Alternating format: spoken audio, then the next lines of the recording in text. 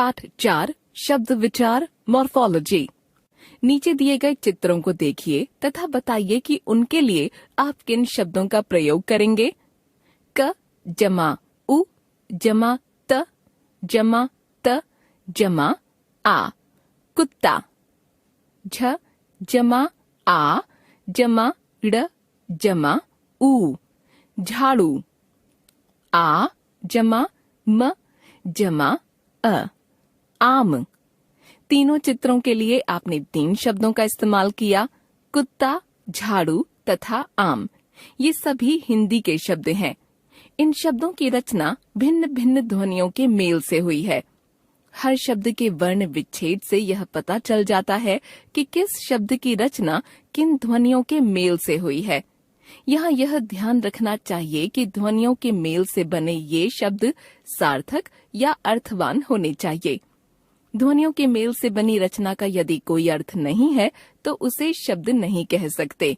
जैसे ग जमा आ जमा ज जमा अ जमा र जमा अ। गाजर तो हिंदी का शब्द है क्योंकि इसका एक अर्थ है, पर इन्हीं ध्वनियों के दूसरे मेल से बनी एक रचना ज जमा आ जमा र जमा अ जमा ग जमा अ। जारग हिंदी का शब्द नहीं है। इसके अतिरिक्त भाषा में शब्दों का प्रयोग स्वतंत्र रूप से हो सकता है, अतः शब्द भाषा की स्वतंत्र इकाई है। ध्यान रखिए, शब्द की रचना ध्वनियों के मेल से होती है। जिनका कोई अर्थ नहीं है उन्हें शब्द नहीं कह सकते। शब्द का कोई न कोई अर्थ अवश्य होता है। शब्द भाषा की स्वतंत्र इकाई है। शब्दों का वर्गीकरण। हर भाषा में असंख्य शब्द होते हैं।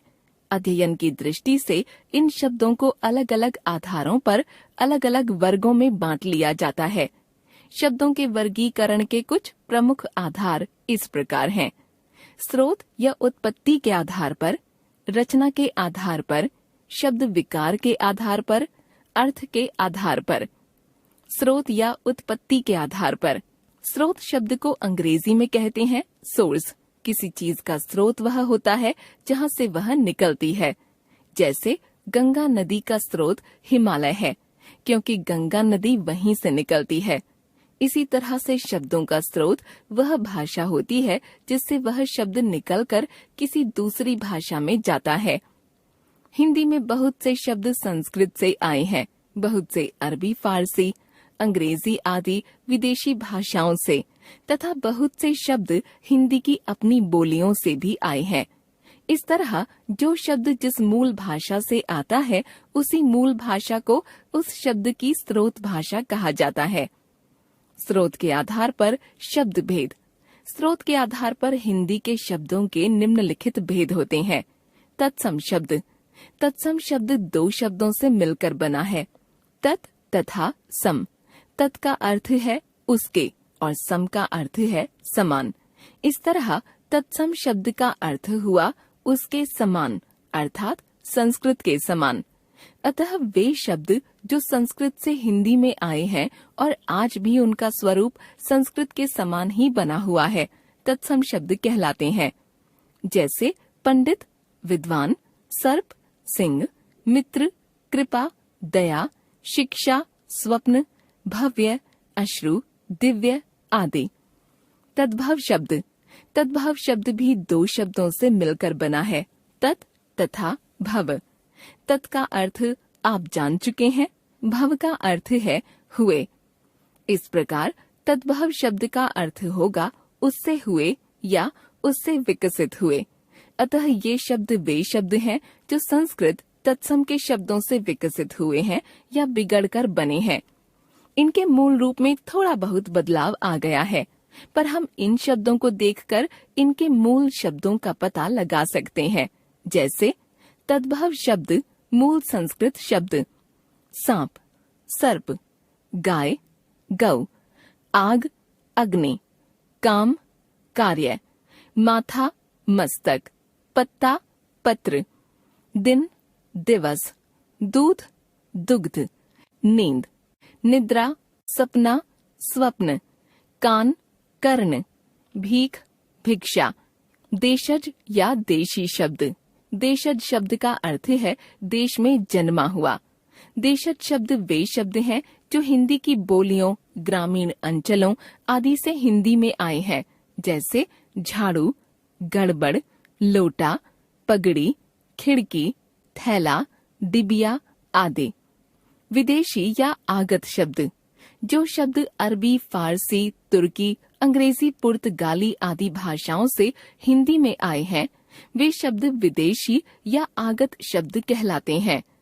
आगत शब्द का अर्थ ही है आया हुआ, जैसे अरबी, फारसी, तुर्की आदि भाषाओं से आए शब्द कागज, चाकू, जिला, कैंची, पनीर, मसाला, किशमिश, पिस्ता, पर्दा, चपरासी, गरीब आदि। अंग्रेजी भाषा से आए शब्द doctor, telephone, school, college, tie, chocolate, train, rail, pastry, sweater, cigarette, bank, biscuit, radio, camera, car आदि। रचना के आधार पर शब्द भेद। यदि आप शब्दों की रचना पर ध्यान देंगे तो आपको भाषा में दो तरह के शब्द दिखाई देंगे। कुछ शब्द तो मूल शब्द होते हैं, जैसे आग, पानी, दिल, फल, मकान, दुकान आदि। पर कुछ शब्द दो या दो से अधिक इकाइयों के योग या मेल से बनते हैं, जैसे घोड़ा जमा सवार, घुड़सवार। सुंदर जमा ता, सुंदरता। अन जमा आदर, अनादर। बे जमा ईमान, जमा ई, बेईमानी आदि। दोनों प्रकार के शब्दों की रचना में अंतर होने के कारण रचना के आधार पर शब्दों के दो भेद किए जाते हैं, मूल शब्द तथा यौगिक शब्द।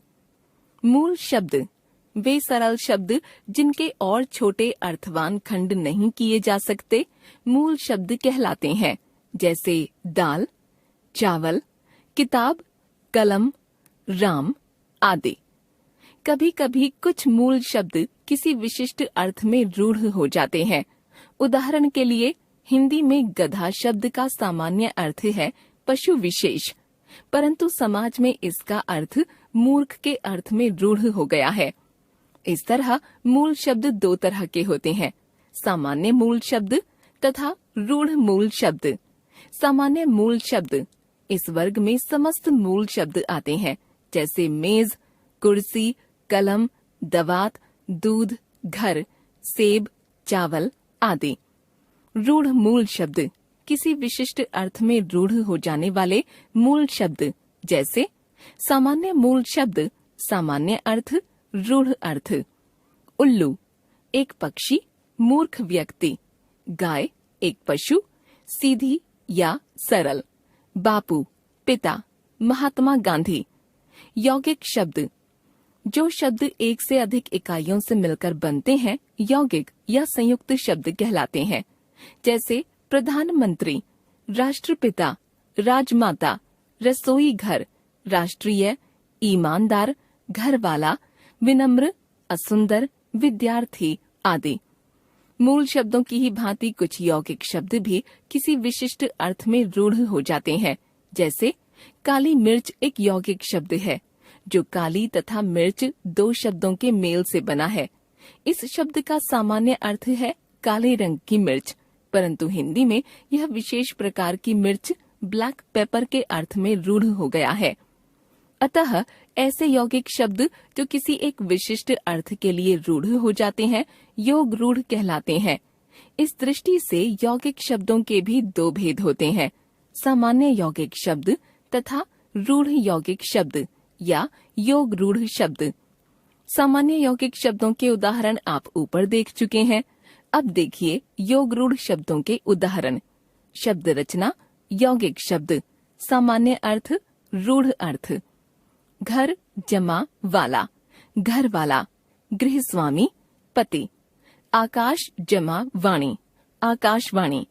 आकाश से होने वाली वाणी, रेडियो प्रसारण। मद्रास जमा ई, मद्रासी, मद्रास का रहने वाला, कोई भी दक्षिण भारतीय। नेता जमा जी, नेताजी, कोई भी नेता, सुभाष चंद्र बोस। शब्द विकार के आधार पर शब्द भेद। विकार के आधार पर शब्द के दो भेद किए जाते हैं, विकारी शब्द तथा अविकारी शब्द। विकारी शब्द वाक्य में प्रयोग करते समय जिन शब्दों में विकार उत्पन्न होता है या जिनके रूप में परिवर्तन होता है, वे विकारी शब्द कहलाते हैं। हिंदी में विकारी शब्दों के अंतर्गत संज्ञा, सर्वनाम, विशेषण तथा क्रिया शब्द आते हैं। देखिए उदाहरण। शब्द वर्ग, मूल रूप, विकारी रूप। संज्ञा बच्चा, बच्चे, बच्चों, बच्चों। सर्वनाम हम, हमें, हमको, हमारा आदि। विशेषण काला, काला, काले, काली। क्रिया लिखना, लिख, लिखो, लिखूं, लिखें आदि। अविकारी शब्द वाक्य में प्रयोग करते समय जिन शब्दों में विकार नहीं होता है या जिनके रूप में परिवर्तन नहीं होता है, वे अविकारी शब्द कहलाते हैं। अविकारी शब्द वर्ग में क्रिया विशेषण, संबंध बोधक, समुच्चय बोधक, विस्मयादि बोधक तथा निपात आते हैं। देखिए उदाहरण।